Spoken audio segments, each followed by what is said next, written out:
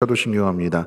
전능하사 천지를 만드신 하나님 아버지를 내가 믿사오며 그 외아들 우리 주 예수 그리스도를 믿사오니 있는 성령으로 잉태하사 동정녀 마리아에게 나시고 본디오 빌라도에게 고난을 받으사 십자가에 못 박혀 죽으시고 장사한 지 사흘 만에 죽은 자 가운데서 다시 살아나시며 하늘에 오르사 전능하신 하나님 우편에 앉아 계시다가 저리로서 산자와 죽은 자를 심판하러 오시리라.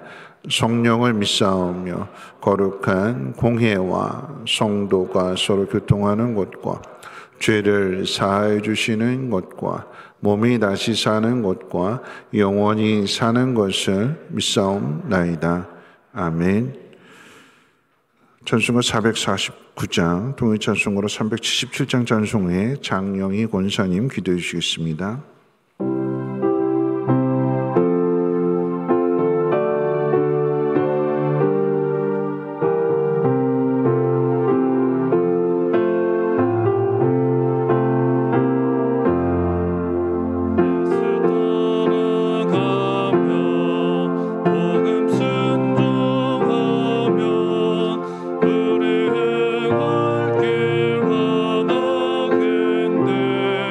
주를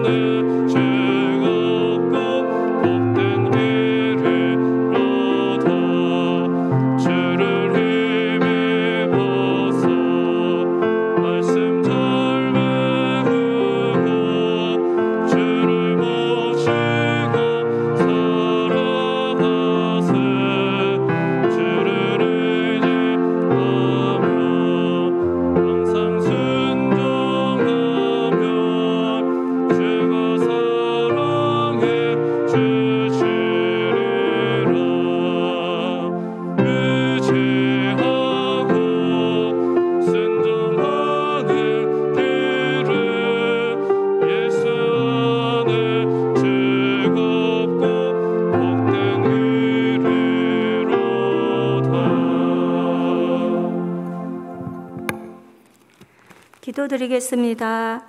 지금도 우리와 함께 하시는 하나님 아버지 은혜와 사랑에 감사합니다. 복된 줄 온전히 하나님 앞에 나와 예배드릴 수 있도록 인도하여 주심을 또한 감사합니다.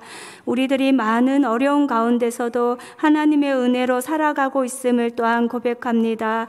그러나 아버지 하나님, 코로나와 태풍으로 인하여 또한 어려움을 겪는 이들이 있습니다. 주님, 그들을 위로하여 주시고 어려운 가운데서도 하나님의 도우심을 간구할 때 잘 극복하며 이겨낼 수 있는 힘을 주시고 하나님이 주시는 더 큰 은혜를 경험하며 누릴 수 있는 축복을 더하여 주시기를 원합니다. 먼저 믿는 우리들이 기도하며 사랑을 전하여야 하는데 우리의 믿음 없음과 사랑 없음을 용서하시고 믿음 안에서 형제 자매를 돌아보게 하시며 사랑하며 섬길 수 있는 믿음의 아버지 받은 은혜를 또한 흘려보내는 축복의 통로가 되게 하여 주시옵소서. 성민교회를 사랑하셔서 지금까지 지키시고 아버지 부흥 성장케 하여 주신 주님 감사합니다. 교회의 사명인 영혼 구원에 힘쓰게 하시며 하나님의 기뻐하시는 온전한 교회가 되게 하시고 또한 아버지 하나님의 주시는 아버지 하나님 저희들이 받은 직분을 잘 감당하게 하시며 서로 사랑하며 섬기어 행복한 예배자 행복한 교회가 될 수 있도록 인도하여 주시옵소서. 이제 아버지 있을 교회 리모델링 위에 가운데도 하나님 함께 하셔서 준비되는 모든 가정들이 순조롭게 잘 진행되게 하시고 하나님 영광 받을 수 있는 귀한 아버지 성전이 될 수 있도록 하나님 인도하여 주시옵소서. 또한 아버지 교회 리모델링을 통하여서 교회가 더욱 아름다워지고 새롭게 변화될 때 아버지 하나님 겉모습뿐만 아니라 우리의 믿음과 예배 또한 더 아름다워지며 성장할 수 있도록 하나님 인도하여 주시기를 원합니다. 아버지 세워주신 담임 목사님 위에 함께하여 주시고 항상 영육간의 강건함으로 아버지 하나님 함께하여 주시기를 원합니다.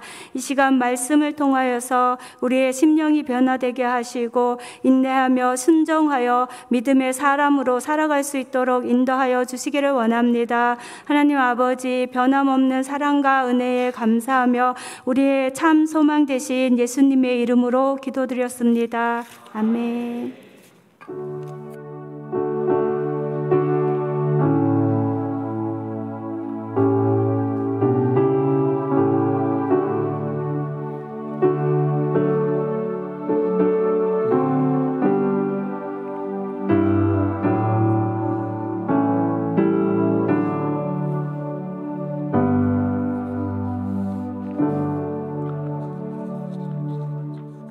교회 소식은 주보를 참고해 주시고요. 교회 리모델링 9월 19일부터 10월 15일까지 진행될 예정이기에 그런 마음으로 하나가 되어서 순종하게 그 기간 안에 차질 없도록 공사가 마무리될 수 있도록 위해서 관심 가져주시고 계속해서 기도해 주시기를 부탁드립니다. 오늘 추가 권고 부탁인데요. 네, 이제 공휴일 관계 또 명절 아직 연휴 마지막 날인 관계로 인해서 오늘 예배 후에 교회 청소가 있습니다. 시간 되시는 분들 오늘 함께 청소해 주시기를 부탁드립니다. 하나님 말씀 보도록 합니다. 하나님 말씀은 누가복음 6장 39절 말씀부터 49절 말씀까지 한 절씩 교독으로 읽겠습니다. 누가복음 6장 39절로 49절 말씀 한 절씩 교독으로 읽겠습니다. 39절부터 봅니다. 또 비유로 말씀하시되 맹인이 맹인을 인도할 수 있느냐? 둘이 다 구덩이에 빠지지 아니하겠느냐? 내가 그 선생보다 높지 못하나 무릇 온전하게 된 자는 그 선생과 같으리라. 어째 형제 눈 속에 있는 티는 보고 내 눈 속에 있는 들보는 깨닫지 못하느냐? 내 눈 속에 있는 들보를 보지 못하면서 어찌하여 형제에게 말하기를 형제여 나로 내 눈 속에 있는 티를 빼게 하라 할 수 있느냐? 외식하는 자여 먼저 내 눈 속에서 들보를 빼라. 그 후에야 내가 밝히 보고 형제의 눈 속에 있는 티를 빼리라. 못된 열매 맺는 좋은 나무가 없고 또 좋은 열매 맺는 못된 나무가 없느니라. 나무는 각각 그 열매로 아나니 가시나무에서 무화과를 또는 찔레에서 포도를 따지 못하느니라.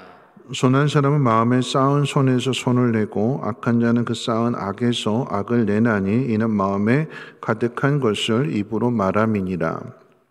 나를 불러 주여 주여 하면서도 어찌하여 내가 말하는 것을 행하지 않으냐. 내게 나와 내 말을 듣고 행하는 자마다 누구와 같은 것을 너희에게 보이리라. 집을 짓되 깊이 파고 주초를 반석 위에 놓은 사람과 같으니 큰 물이 나서 탕류가 그 집에 부딪히되 잘 지었기 때문에 능히 요동하지 못하게 하였거니와. 듣고 행하지 아니하는 자는 주추 없이 흙 위에 집 지은 사람과 같으니 탕류가 부딪힘에 집이 곧 무너져 파괴됨이 심하니라 하시니라. 아멘.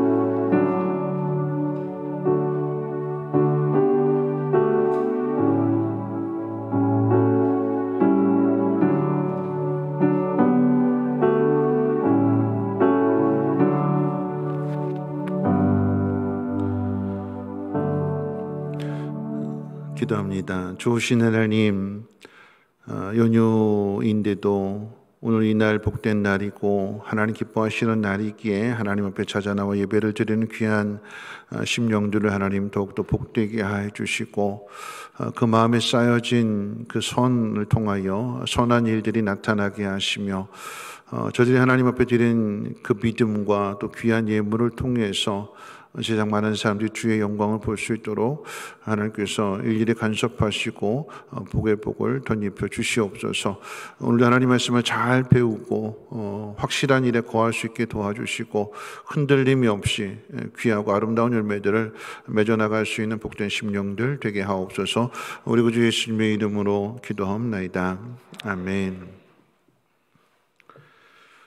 네, 우리 옆에 분하고 인사 나누실 때 당신이 함께해서 더 행복합니다 하고 인사하겠습니다. 네, 당신이 함께해서 더 행복합니다. 네. 우리가 지금 이제 누가복음 말씀을 살펴보고 있는데요. 이제 중간에 이제 선교사님도 오시고 또 예담주 초등부 예배를 드리면서 한 2주 정도 이렇게 빼먹고 이렇게 오게 되어서 이전의 말씀들이 잘 기억이 나지 않겠지만 6장 예수님께서 산상설교 마태복음 5장부터 7장까지 그 내용을 누가는 이것을 이제 압축해서 6장 한 장 안에 기록하고 있지요. 이전의 말씀이 원수를 사랑하라라고 하는 그 말씀에 이어서 이제 오늘 산상설교의 마지막 결론에 대한 말씀을 가르쳐 주십니다. 예수님은 마태복음 5장에서 기록되어진 산상설교 길게 이제 설교를 하셨는데, 근데 그 5장 20절 말씀 가운데 너희가 서기관이나 바리새인들의 의보다 더 낫지 않으면 천국에 들어갈 수 없다고 가르치셨습니다. 서기관과 바리새인이 들어가는 그 문은 넓은 문이고 넓은 길이지요. 편하고 쉬운 길입니다. 그런데 제자들이 걸어가야 할 그 길은 좁은 문이고 좁은 길입니다. 산상설교의 가르침, 누가 하나님 백성이냐, 하나님 백성은 어떻게 살아가느냐의 이 가르침의 결론은 천국에 들어가는 사람과 들어가지 못하는 사람으로 나뉘어지게 됩니다. 예수님 이와 같은 사실을 첫 설교가 산상설교로 간다면 십자가의 죽음을 앞에 둔 마지막 설교는 마태복음 21장부터 25장에 걸쳐서 이제 기록되어져 있는데, 그 말씀을 통해서도 다시 한번 확인해 주십니다. 누가 천국에 들어가시는 사람이고 그렇지 않은 사람인가? 가장 대표로 가장 먼저 악한 농부는 주인이 그 포도원을 맡겨 주었는데 제때에 주인에게 열매를 바치지 않는 종들을 보내는데 때려서 빈손으로 돌려보내고 심지어는 아들까지 보냈음에도 불구하고 그 아들을 죽이는 악한 농부. 반면에 착한 농부란 제때에 주인에게 그 열매를 드리는 농부가 착한 농부인 거죠. 악한 농부는 쫓겨나게 되는 것이고 착한 농부는 계속해서 농사를 지으면서 복된 삶을 살아가게 되는, 이어서 등장하는 그 비유의 말씀은 등에 기름을 준비한 처녀들은 천국에 들어가지만 등만 가졌을 뿐 충분한 기름을 준비하지 않았던 처녀들은 신랑을 영접하지 못하게 되고 결국은 천국에 들어가지 못한다라고 하는 것을 가르쳐 줍니다.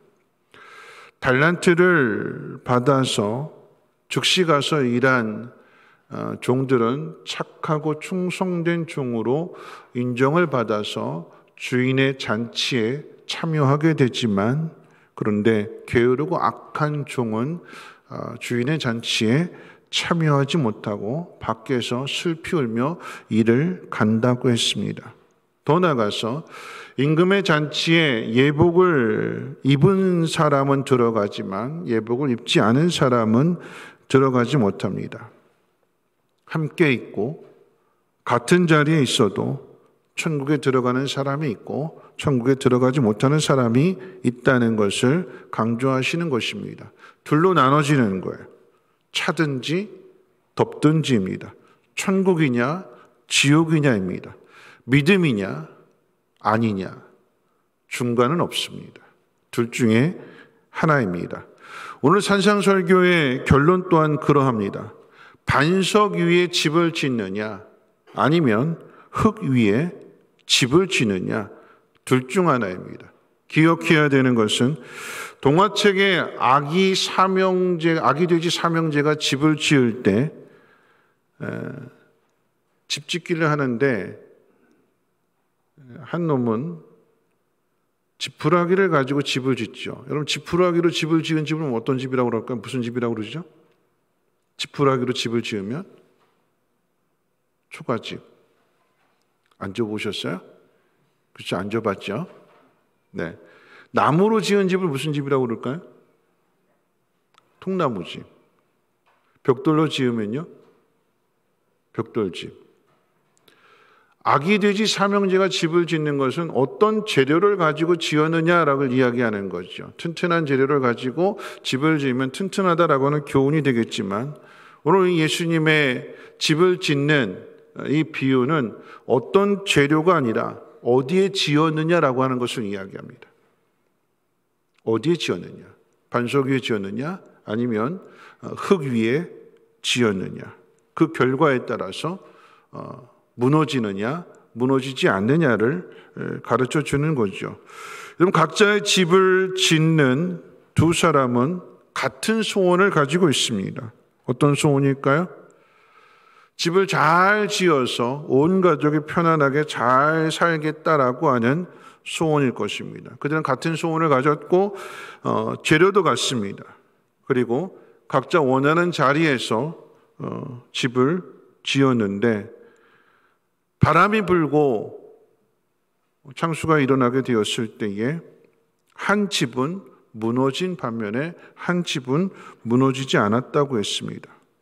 똑같은 소원을 가졌고 똑같은 재료였으며 똑같이 받은 시험인데 하나는 무너졌고 하나는 무너지지 않았습니다. 차이는 단 하나뿐입니다. 어디에 지었느냐, 집의 기초를 어디에 두었느냐입니다. 예수님께서 이 말씀을 하시는 것은 집의 이야기가 아니라 우리의 신앙에 대한 이야기를 가르쳐 주시기 위함입니다. 사람은 누구나 다 똑같은 소원을 가집니다.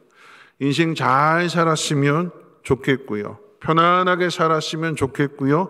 편안하게 살다가 죽어서 천국에 갔으면 좋겠다라고 하는 소원을 갖습니다. 그리고 그 소원을 이루기 위해서 한 곳을 선택하고 집을 짓습니다. 무너질 것을 예상하고 집을 짓는 사람은 없습니다. 지옥 가려고 신앙생활 하는 사람은 없어요. 다 천국 가기 위해서 신앙의 삶을 살아갑니다. 그런데 그 가운데에서도 무너지는 집이 있다라고 하는 것이고 그렇지 않은 집이 있다라고 하는 것을 가르쳐 주는 것입니다. 천국 가는 사람이 있고, 여러분, 한 교회 안에도 알곡만 있는 것이 아니라 성경은 분명히 가라지도 함께 있다고 그랬어요. 그 이야기는 교회 안에 똑같이 교회에 나오고 있지만 천국에 가는 사람이 있고 그렇지 못한 사람이 분명하게 있다라고 하는 것을 성경이 우리에게 가르쳐 주고 있습니다. 여러분, 왜 집이 무너지는 걸까요? 편안하게 안전하게 살기를 바라는데 왜 집이 무너지는 걸까요? 무너질 곳에 지었기 때문에 무너지는 거예요. 무너질만 하니까 무너지는 것입니다. 오늘 이 말씀을 통해서 우리가 함께 비교해 볼 것은요, 가장 먼저 이제 흙 위에 짓는 집입니다. 6장 48절 말씀 같이 한번 읽어볼까요? 48절입니다. 시작.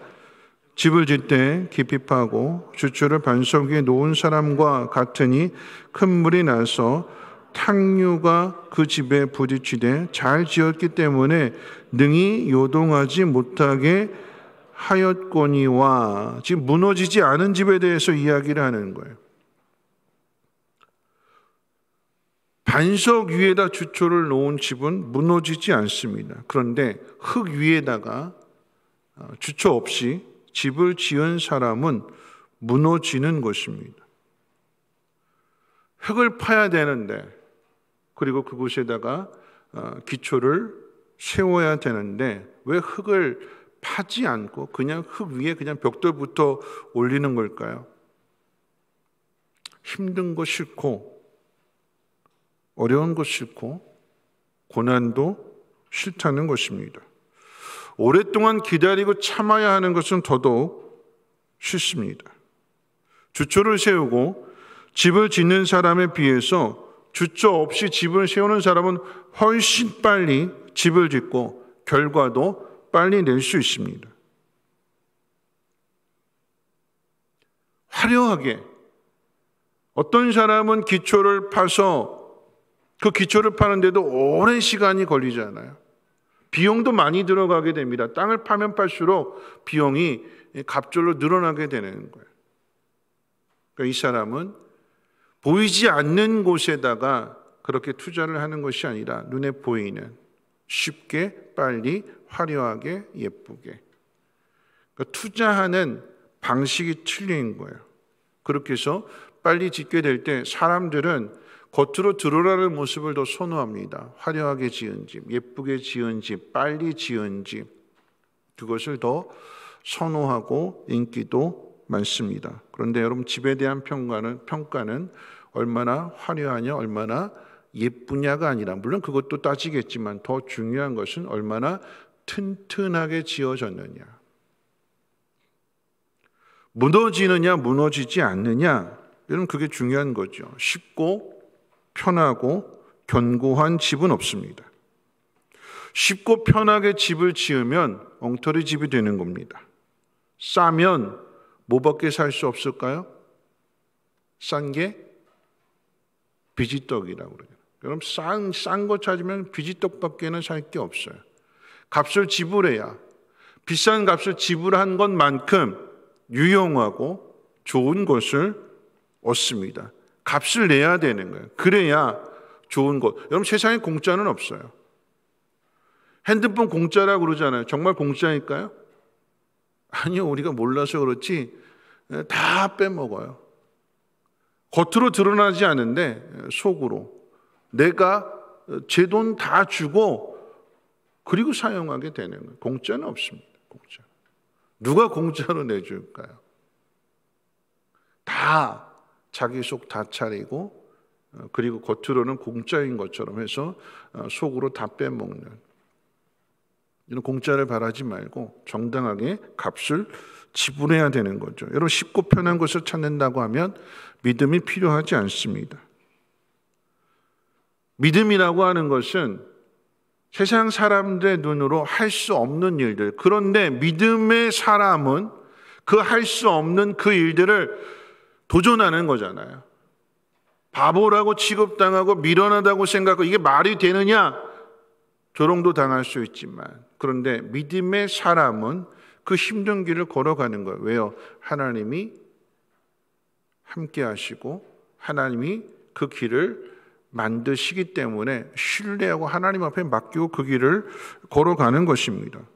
흉내를 내는 것으로는 믿음을 만들 수 없습니다. 외식하는 것으로는 믿음을 만들 수 없습니다. 외식으로 지어진 집은 쉽게 무너진다고 그랬어요. 신앙도 마찬가지. 구경하는 신앙으로는 절대 천국에 들어갈 수 없습니다. 구경하는 사람이 아니라 따라가는 사람이어야 되고 순종하는 사람이 되어야 그 사람이 천국에 들어가는 거죠.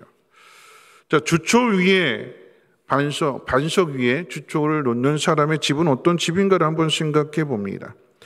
반석 위에 집을 짓는다라고 하는 것은 단지 반석 위에 집을 올려놓는다라고 하는 것을 말하지 않습니다. 반석과 연결되어져야 되는 것이고 반석에 붙어 있어야 되는 거예요. 그래서 흙을 파는 것입니다. 그래야 바람이 불어도 흔들리지 않습니다. 왜요? 반석이 이 벽돌을 붙들고 있기 때문에 그래요. 흙 위에 지어진 것은 흙이 이 집을 붙들어 주지 않습니다. 그러나 반석에 집을 짓는 것은 힘들지만 파내고 거기에 연결을 해서 그래서 무너지지 않도록 바람이 불어오거나 물이 차오르거나 했을 때에 그 반석이 붙들어주는 역할을 하는 거예요.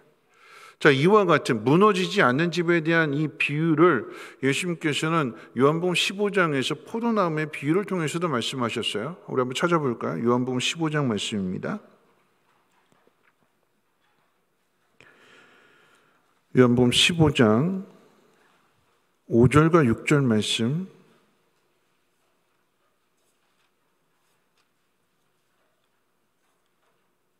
같이 한번 읽어볼까요? 5절 6절입니다. 시작.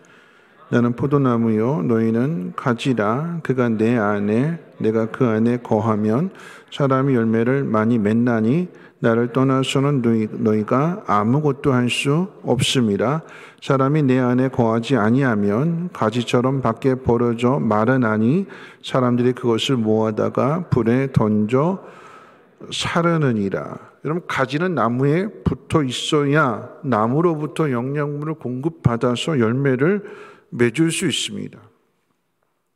나무에서 떨어져 나간, 나무에서 분리된 가지는 절대 열매를 맺을 수 없습니다. 그래서 예수님을 떠나서는 아무것도 할 수 없다라고 말씀하시는 것입니다. 집을 짓는 것도 마찬가지예요. 반석이 되시는 예수님, 우리의 모퉁이 돌이 되시는 그 예수님과 붙어 있게 될 때, 연결되어져 있게 될 때에 그 모퉁이 돌이 그 옆에 있는 그 돌을 붙잡아 주는 거예요. 그래야 튼튼한 거예요. 혼자 지어지는 것이 아니라 나와 같은 돌들이 또 함께 연합이 되어서 연결되어질수록 그 집은 강한 집이 되는 것이고 그 집은 더 커진 집이 되기 때문에 더 많은 사람들을 수용할 수 있는 것이고 그 많은 사람들에게 편안함을, 안식을 제공해 줄 수 있는 것입니다. 예수님이 포도나무이시고 우리는 가지이기 때문에 붙어 있어야 되는 것이고 예수님이 우리의 반석이 되시기 때문에 거기에 기초를 놓고 집을 세워야 흔들리지 않는, 무너지지 않는 집을 지을 수 있는 것입니다. 교회 가야 되는 것이고 예수님 말씀을 들어야 되는 것이고 그 말씀대로 살아야 거기에 열매가 나타나는 것이며 그렇게 세워진 집이 무너지지 않는 것이지 예수님 없이, 다시 말하면 어려움 없이, 시험 없이, 순종 없이 저절로 되는 것이 아니다라고 하는 것입니다. 어려울 때 그 사람이 믿는 것이 무엇인지를 나타나게 됩니다. 우리는 어렵고 힘들수록 하나님 말씀을 찾아야 되는 거예요. 내 마음이 낙심이 되고 내 마음이 불안하고 내 마음이 두려울수록 세상을 통해서 위로를 얻으려고 하는 것이 아니라 외로우면 외로울수록 우리 말씀에 무엇을 담아야 되느냐? 예수님 말씀을 담아야 되는 거예요. 그래야 힘이 되고 그래야 위로가 되고 소망이 되고 능력이 되는 거예요. 어떤 분이 그런 말씀하셨어요. 상담하는 이제 기도 부탁하는 가운데 힘들고 어려울 때 갑자기 그 마음이 낙심이 되었을 때 갑자기 하나님께서 두려워하지 말라 내가 너와 함께함이니 놀라지 말라 내가 너의 하나님이 됨이니라 이 말씀을 딱 떠올리게 하셨대. 어디 말씀일까요? 이사야서 41장 10절 말씀이잖아요. 두려워하고 낙심이 드는 그 상황 속에서 갑자기 그 말씀을 주시더래요. 그런데 그 말씀이 마음속에 딱 들어오는 순간에 두려우면서 맞다 내가 왜 두려워하고 있지? 하나님 나와 함께 하신다고 했는데 무엇으로 위로가 될까요? 무엇으로 다시 일어날 수 있을까요? 하나님 말씀이잖아요. 하나님 말씀. 하나님 말씀 외에는 내 마음을 붙들어 줄 수 있는 요동치고 흔들리고 두려워하고 낙심하는 그 마음을 붙들어 줄 수 있는 그 어떤 것이 없어요. 하나님 말씀 외에는, 주님 말씀 외에는. 그러니까 어떻게 해요? 하나님 말씀이 있는 곳으로 계속해서 나와야 되는 것이고 하나님 말씀을 들어야 되는 것입니다. 왜 우리가 힘들고 어려울수록 더 안으로 들어와야 되는 것인가? 오늘 요한복음 15장 8절과 9절에서 가르쳐 주게 되는데 같이 한번 읽어볼까요? 8절과 9절 말씀입니다. 시작.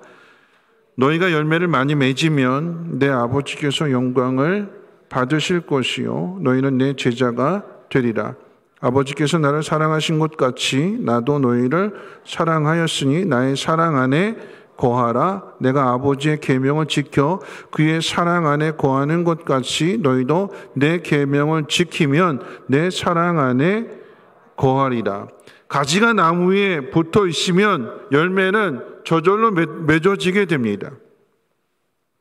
너희가 열매를 맺으면 너희가 내 제자가 된다라고 말씀도 하셨어요. 그런데 예수님 말씀 여기서 끝나지 않습니다. 제자가 되는 것은 계명을 지키는, 즉 말씀을 따라 행하는 것으로 연결하고 있습니다. 내가 아버지의 계명을 지켜 아버지의 사랑 안에 거하는 것 같이 너희도 계명을 지키면 나의 사랑 안에 거한다. 예수님 안에 붙어 있다라고 하는 것, 예수님과 연결되어져 있다라고 하는 것, 그리고 예수님이 제자가 된다라고 하는 것은 무엇을 이야기하는 것이냐? 제자는 예수님의 가르침을 따라야 되는 것이고 계명을 지켜야 되는 거죠. 근데 그것이 무엇으로 연결돼요? 사랑으로 연결돼요. 사랑. 예수님조차도 이 땅에 오셔서 하나님 말씀 가운데 순종하게 될 때에 그 순종이 십자가의 죽음이잖아요. 근데 그 순종을 통해서 하나님이 우리를 얼마나 사랑하시는가, 그 사랑의 깊이와 그 넓이 안에 들어가게 되는 것이고, 동일하게 예수님 우리에게 말씀하실 때 내 생각과 다르고 나는 그렇게 못해요, 나는 안 해요, 우리가 고집 부린다고 영원히 안 할 수 있을까요? 주님 하라고 말씀하시는데 싫어요, 나 안 해요, 영원히 안 할 수 있을까요? 아니, 할 수밖에 없어요. 왜요? 그래야 제자가 되는 것이고, 말씀을 따라 행하게 될 때에 그 말씀 속에서 하나님 우리를 얼마나 사랑하시는가, 그 하나님 사랑의 넓이와 깊이를 깨닫게 되기 때문에, 그 사랑을 깨닫게 되면 아들을 주시기까지 내가 너를 사랑한다. 여러분, 우리가 가장 고통스러운 자리, 하나님 나한테 왜 이런 병을 주셨을까? 하나님 나한테 왜 이런 시련을 주셨을까? 왜 나를 이렇게 낮추실까? 그런데 그 자리에 서게 되니까 그런 나를 외면하지 아니하시고 찾아오셔서 내가 너를 사랑한다. 세상이 나에게 등을 지고 세상이 나를 아무도 도와주지 않고 나 혼자밖에 없는 그 자리에 주님이 오셔서 다른 사람들이 다 너를 버릴지라도 나는 너를 버리지 않는다. 예수님의 사랑을, 그리고 그런 우리를 위해서 아들을 보내주시는 하나님의 사랑을 깨닫게 해주시는 거잖아요.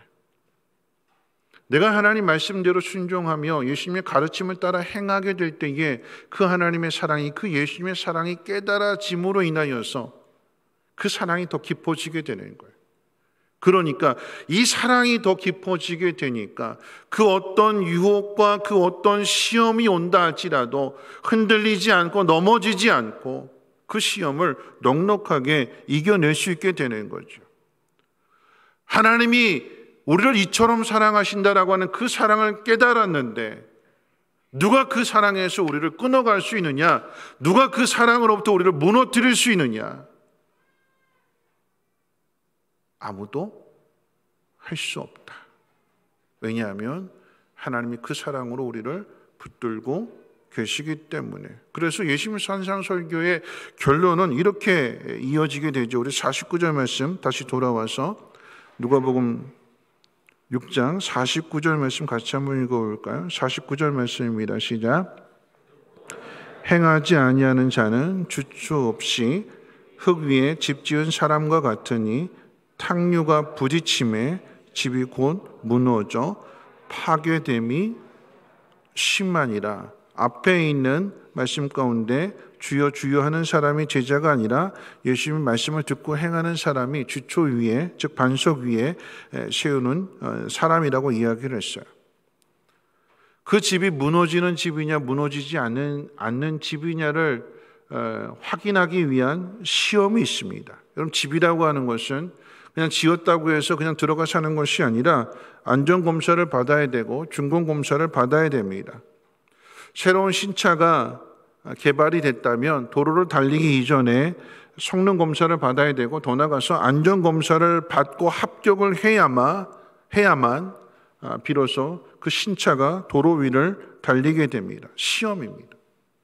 신앙도 마찬가지예요. 시험을 통해서 내 기초가 어디에 놓여 있는지, 나는 무엇을 의지하고 살아가고 있는지, 나는 무엇을 붙들고 있는지를 확인하게 됩니다.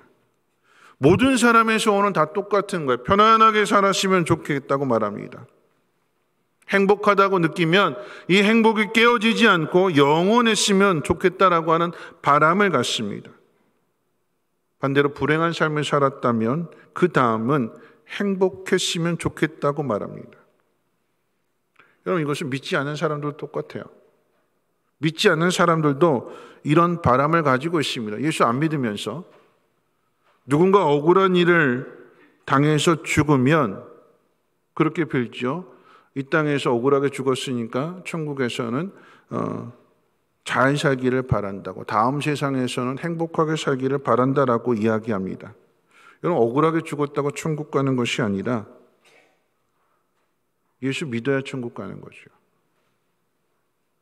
내가 무엇을 믿고 무엇을 의지하고 살아가는가, 하나님 반드시 그것을 확인하실 터인데, 세상에서 나쁜 짓 하지 않고 여러분 착하게 살았다고 해서 천국 가는 것이 아닙니다. 여러분, 세상에는 착한 사람이 없어요. 믿으십니까? 세상에 착한 사람이 없어요. 왜냐하면 우리 본성이 다 악하기 때문에 그런 거죠. 그러니까 왜 고난이 올까요? 왜 힘든 일이 우리에게 찾아올까요? 우리의 본성을 드러내시는 거예요. 다윗도 마찬가지잖아요. 하나님 마음에 합한 사람인 줄 알았어요. 그런데 그 다윗 역시도 시험에 들고 시험에 들었더니 자기 살기 위해서 죄 없는 사람을 죽이는, 사울보다도 더 악한 죄를 지은 것이 다윗이잖아요. 여러분, 시험해 보시는 거예요. 다윗은 그 시험에 여지없이 넘어졌고 죄를 범했고 그리고 그 죄에 대한 형벌을 받게 됩니다. 누구도 예외 없이 시험을 받는데 그 시험을 통해서 내가 어떤 사람인가, 하나님께서 내 실체를 드러내시고 그 실체를 드러내신 그곳에서부터 이제 공사가 시작이 되는 거예요. 내 힘으로, 내 의지로 선한 삶을 살아가는 것이 아니라 예수님이 계시지 않으면 안 된다라고 하는 것을 그 시험을 통해서 드러내시고, 그래서 예수를 의지하는, 예수님을 따르는, 예수님 말씀대로 살아가는 그 삶을 통해서 우리의 신앙이 다듬어지고 만들어지게 되는 거죠. 예수밖에는 없다라고 하는 것입니다. 시험의 이유가 거기에 있어요. 하나님 말씀 외에는 없다라고 하는 것입니다. 세상과 타협해서 세상을 따라가고 세상을 의지하고 세상으로 그 모든 것들을 대신하려고 하는 그 모든 것들은 흙 위에 지어지는 것이고 모래 위에 지어지는 것이며 바람이 불게 되면 다 무너지게 되는 것이다. 오늘 낮에 솔로몬 말씀을 드렸는데 하나님을 떠나서 누리는 그 모든 것들은 다 허무하고 헛되다라고 하는 것을 깨닫게 되는 것이 솔로몬의 인생을 통해서 우리에게 가르쳐주는 교훈입니다. 하나님을 사랑하고 그리고 하나님의 뜻대로 살아가며 하나님의 뜻을 따라서 순종하게 될 때에 하나님께서 그 나라를, 그 가정을, 그의 삶을 지켜주시고 그래서 세상이 부러워하는 그리고 세상이 두려워하는 그런 삶을 살 수 있게 되는 거죠. 여러분, 예수님께서 왜 이 비유로 말씀하시면서 반석 위에다 주초를 놓고 무너지지 않은 집을 세우라고 말씀하시는 걸까요? 왜 우리가 그런 신앙의 사람이 되라고 말씀하시는 걸까요? 무너지지 않는, 흔들리지 않는 그런 집을 지으라고 왜 예수님께서 이 설교의 마지막 결론으로 그렇게 말씀하시는 걸까요? 그럼 집을 짓는 목적이 어디에 있죠? 왜 집을 지을까요? 그 집에 들어가서 안식을 누리기 위해서 집을 짓는 거잖아요. 안식이 목적입니다. 그러면 우리가 집을 짓는 그 집, 누구를 위한 집이 되어야 될까요? 물론 나 자신을 위해서 짓는 집이기도 하지만 우리가 집을 짓는 이유는 주초가 반석 위에 놓여져 있기 때문에 그 반석은 예수 그리스도를 의미하는 것이고 우리가 짓는 그 집 안에는 주님이 들어오셔야 되기 때문에 주님 말씀대로 집을 지어야 되는 거예요. 그저 나 한 사람이 아니라 더 나아가서 여러분 그 집이 예수님이 계시는 집이라고 한다면 여러분 내 속에 예수님이 계실 때에 이 집은 몸은 내 몸이지만 이 몸의 주인은 누구실까요? 예수님이죠. 왜 우리가 예수님 말씀을 따라 집을 지어야 되는가? 그 이유를 한번 잘 생각해 보십시오. 첫째는 예수님이 이 집에 계시기 때문에. 그리고 둘째는요. 왜 집을 무너지지 않도록 잘 지어야 될까요? 튼튼하게 지어야 될까요? 왜요? 예수님이 계신 이 집에 찾아오는 사람이 있기 때문에. 나 혼자 집 짓고 사는 것이 아니라 예수님이 계시는 이 집을 보고 예수님에게 위로를 얻고 예수님의 도움을 얻고 예수님을 의지해서 안전함을 얻고자 하는 사람들이 오기 때문에 그들을 품어줄 수 있는, 그들을 집 안으로 들여서 그들에게도 안식을 줄 수 있는, 그래서 무너지지 않는 집을 지으라고 말씀하시는, 무너지지 않은 신앙의 사람이 되라고 말씀하시는 이유가 거기에 있습니다. 우리가 어떻게 하면 신앙의 삶을 무너뜨리지 않고 잘 살아갈 수 있는가? 오늘 마지막으로 이제 살펴볼 말씀이 오늘 본문 앞에 우리가 이제 39절부터 45절 말씀까지 읽었는데요. 어떤 재료로 어떻게 집을 지어야 되는가? 그 과정에 대해서 설명해 주게 될 때에 우리 39절 말씀 같이 한번 읽어볼까요? 39절 말씀입니다. 시작. 또 비유로 말씀하시되 맹인이 맹인을 인도할 수 있느냐? 둘이 다 구덩이에 빠지지 아니하겠느냐? 여러분 맹인은 맹인을 인도할 수 없습니다. 둘 다 구덩이에 빠지게 되는 거예요. 누군가 한 사람은 앞을 볼 수 있는 사람이 있어야 그 사람이 앞을 보지 못하는 사람을 인도하는 거죠. 볼 수 있는 사람이 한 사람이라도 있어야 맹인을 올바른 길로 인도해 줄 수 있다라고 하는 것. 이건 무슨 의미일까요? 무너지지 않는 튼튼한 집, 무너지지 않는 신앙의 사람이 되기 위해서 우리가 해야 될 일이 무엇일까요? 맹인의 비유를 통해서 말씀해 주시고 가르쳐 주시는 것은 눈 감지 말라라고 하는 이야기예요. 눈 뜨고 살라라고 하는 것입니다. 험하다고요? 무섭다고요? 우리 눈 감잖아요. 무서워하고 눈 감아버리잖아요. 그러지 말고 똑바로 보라라고 하는 것입니다. 그래야 똑바로 봐야 피할 길도 보이고, 똑바로 봐야 어디로 가야 할지, 어떻게 대처해야 될지 그것을 볼 수 있는 거예요. 눈 감고 살지 말고 눈 뜨고 살라라고 하는 이야기죠. 그래야 우리가 해야 할 일을 찾을 수 있습니다. 이런 교회에 많은 일들이 있어요. 눈 감지 말라라고 하는 것입니다. 내가 해야 될 일이 무엇인가 찾아야 되고, 도와야 되고, 섬겨야 되고, 그래야 그 공동체가 건강한 공동체가 되는 것이고, 그 신앙이 올바른 신앙이 되는 것입니다. 인터넷 뉴스를 보는 중에 갑자기 묻지마 폭행, 이유 없이 한 사람이 이렇게 서 있는데 뒤에서 둘이 와서는 이유도 없이 뒤에서 이렇게 폭행을 했어요. 충격이 가해지게 되니까 넘어지면서 아마 2차 충격이 가해졌는데, 근데 그 영상 보면서 놀란 것은 뭐냐면, 지나가는 사람들이 그 누구도 112에 신고하거나 환자를 돌보거나 이런 것이 아니라 그냥 그렇게 충격을 받아 넘어져 있는 그 상태로 그냥 보고 그냥 다 지나가는 그 모습이 그냥 그대로 다 찍혀 있는 거예요. 눈 감아 버리는 거죠. 자신이 해야 할 일을 하지 않는 것입니다. 외면하는 거예요. 예수님께서 집에 대한 결론, 신앙에 대한 무너지지 않는 신앙에 대한 결론을 이야기에 앞서 왜 비유로, 맹인에 대한 비유로 말씀하시는가? 누군가 한 사람은 볼 수 있는 사람이 있어야 된다라고 하는 거죠. 그리고 이제 이어지는 말씀 40절 한번 같이 한번 읽어볼까요? 40절입니다. 시작. 그 선생보다 높지 못하나 무릇 온전하게 된 자는 그 선생과 같으리라. 여러분, 제자와 선생의 관계를 또 비유로 말씀하시는 거예요. 여러분, 제자는 자신을 가르치는 스승을 뛰어넘을 수 없지만, 잘 배웠다고 해서 스승을 뛰어넘을 수 없는 거예요. 스승보다 높아질 수 없는 거예요. 다만 그 제자가 그 스승으로부터 잘 배운다면 그 제자 또한 이제는 스승이 되어서 다른 누군가를 가르칠 수 있다라고 하는 것입니다. 제자의 역할은 잘 배워야 되는 거예요.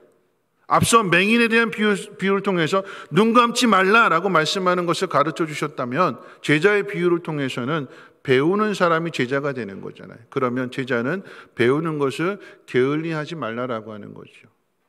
부지런히 배워야, 잘 배워야 좋은 스승이 될 수 있는 것이고, 그래서 맹인이 됐던 어떤 사람이 됐든 잘 가르치는, 잘 인도하는 좋은 선생이 될 수 있다라고 하는 것입니다. 자, 그 좋은 선생이 되기 위한 그 과정 41절, 41절도 같이 한번 읽어볼까요? 시작.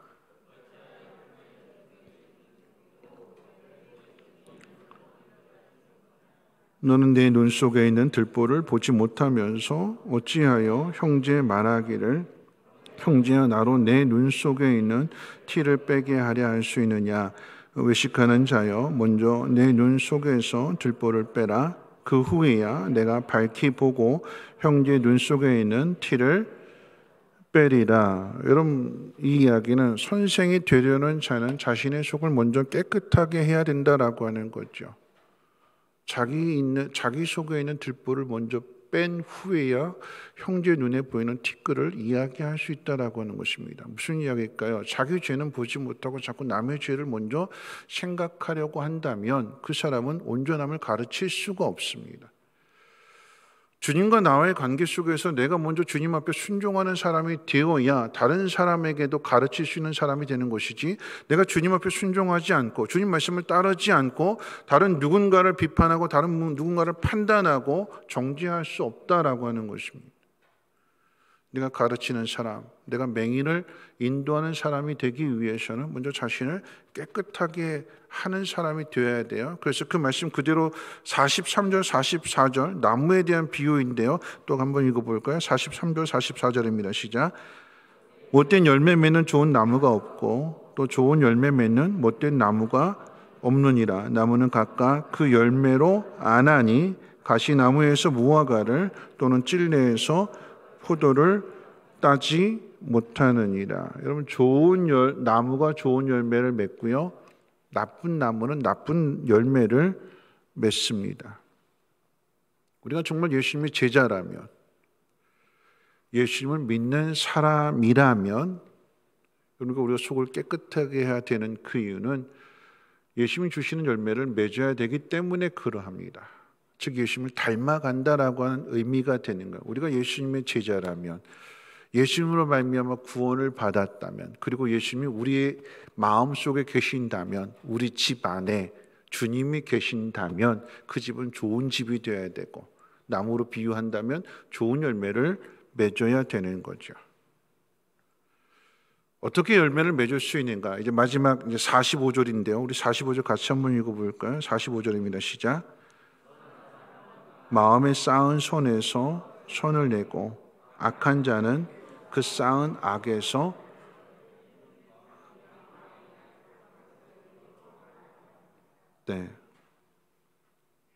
쌓여진다라고 하는 표현을 주목해야 되는 거예요. 선을 행하면 행할수록 선이 쌓여지게 되고 그 사람은 선한 사람이 되는 거예요.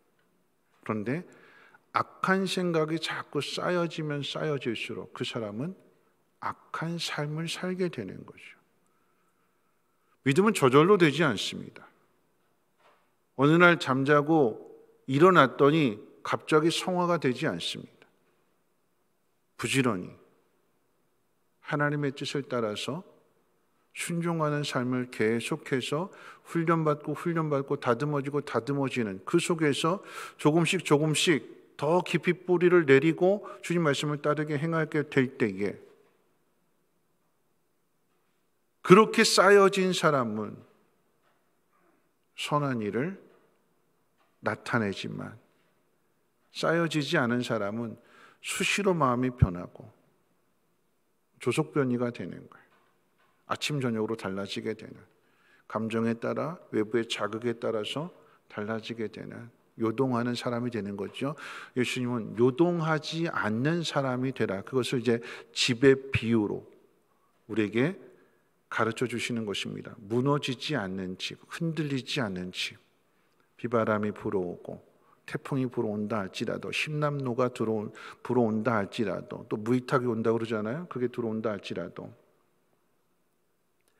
무너지지 않는, 흔들리지 않는 그 집은 오직 예수님의 말씀을 따라 짓는 집입니다. 우리에게 쌓여진 것에서 말이 나온대요. 그 말을 통해서 그 사람 속에 쌓여진 것이 선한 것인지 악한 것인지를 알 수 있대요. 우리의 마음을 선하게, 어떻게 선하게 할까요? 예수님의 말씀을 따라 행함으로, 내 생각이 아니라. 결국 핵심은 그것입니다.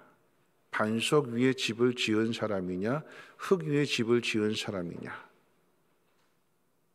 반석이라고 하는 것은 깊이 팠기 때문에 그 반석 위를 붙들어 주는 거예요. 그러나 흙은 내 마음대로 쉽게 편하게, 바람이 부니까 그 어떤 것도 붙들어 줄 수 있는 것이 아무것도 없기 때문에 그냥 날아가 버리는, 무너져 버리는, 내 생각이 아니라, 세상의 기준이 아니라, 헛된 것이 아니라 영원하신 하나님의 말씀을 따라서 우리가 순종하게 될 때 그곳에 하나님의 사랑을 경험하게 되니까 나 역시도 주님을 따라서 사랑하는 사람이 되는 것이고, 그렇게 집을 지어지게 되니까 이 집은 그리스도인의 집이 되는 것이고 예수님의 집이 되는 것이기 때문에 나도 편안함을 얻게 되는 것이지만 다른 누군가도 저 집은 예수님이 계시는 집이네, 저 집에 가서 좀 쉬고 싶다, 내 수고하고 무거운 짐을 좀 예수님 앞에 내려놓고 저기 가서 좀 쉬고 싶다는 그 사람들도 품어줄 수 있는, 그 사람에게도 안식처를 제공할 수 있는 그리스도의 집을 우리가 만들어가게 되는 것입니다. 부지런히 잘 다듬어지셔서 그래서 다른 누군가에게 참된 안식처를 제공해 줄 수 있는 우리 모두가 되시기를 주님의 이름으로 부탁을 드립니다. 기도합니다. 좋으신 하나님 감사합니다. 우리 하나님 말씀을 듣습니다. 무너지는 집을 지으려고 하는 사람은 없습니다. 그런데 우리는 편하게 쉽게 생각하면서 집을 짓기에 그 집은 무너집니다. 어려울지라도 힘들지라도 주님의 말씀을 생각하고 무너지지 않는 집을 짓게 하시고, 그래서 그저 나 한 사람 편하게 쉼을 얻는 그런 집이 아니라 그 집은 주님이 계시기에 주님을 의지하고자 나오는 사람들에게도 안식처를 제공할 수 있는 우리 모두가 되게 하옵소서. 좋은 나무가 되게 하시고 선을 잘 쌓아갈 수 있도록 하나님 인도해 주시옵소서. 감사드리며 모든 말씀 예수님의 이름으로 기도합나이다. 아멘. 찬송가 204장, 통일찬송가로 379장 찬송하시고 주기도문으로 마치겠습니다.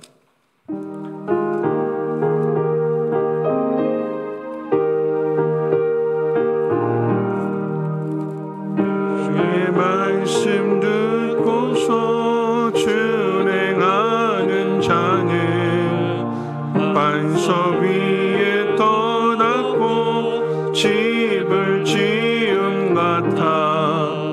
비가 오고 물나며 바람 부딪혀도 반석 위에 세운 집 무너지지 않네.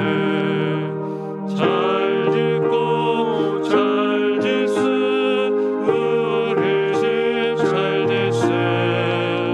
만세 반석 위에 닿아 우리 집 잘 짓세. 주의 말씀 듣고도 행치 않는 자는 모래 위에 떠났고 집을 지은 같아. 비가 오고 물나며 바람 부딪힐 때 모래 위에 세운 집 크게 무너지네. 잘 짓고 잘 짓세 우리 집 잘 짓세. 만세 반석 위에 닿아 우리 집 잘 짓세. 세상 모든 사람들 집을 지는 자니 반석 위가 아니면 모래 위에 신네. 우리 구주 오셔서 지은 상을 줄 때 세운 공덕 따라서 영영상을 주리. 잘 짓고 잘 짓세 우리 집 잘 짓세. 만세 반석 위에 닿아 우리 집 잘 짓세. 주기도문합니다. 하늘에 계신 우리 아버지여, 이름이 거룩히 여김을 받으시오며 나라가 임하옵시며 뜻이 하늘에서 이루어진 것 같이 땅에서도 이루어지이다. 오늘날 우리에게 일용할 양식을 주옵시고 우리가 우리에게 죄 지은 자를 사하여 준 것 같이 우리 죄를 사하여 주옵시고 우리를 시험에 들게 하지 마옵시고 다만 악에서 구하옵소서. 대개 나라와 권세와 영광이 아버지께 영원히 있사옵나이다. 아멘.